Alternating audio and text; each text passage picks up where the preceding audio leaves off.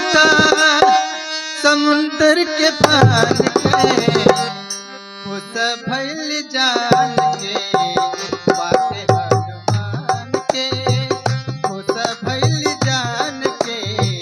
बाटे हनुमान के पाता लगौला तूता समुंदर के पान के खुश भइल जान के बाटे हनुमान के खुश भइल जान के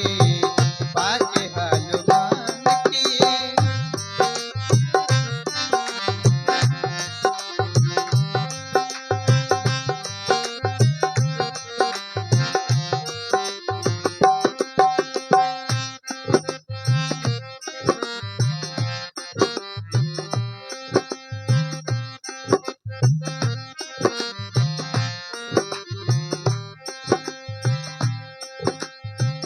लंका में जाके लंका जरवला सीता माता जी के पता लगवला लंका में जाके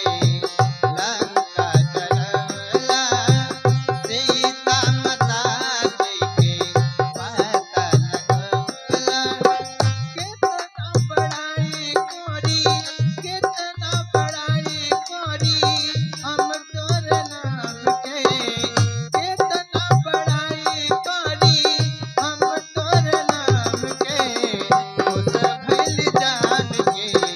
बाटे हनुमान के खुश भइल जान के बाटे हनुमान के खुश भइल जान के बाटे हनुमान के।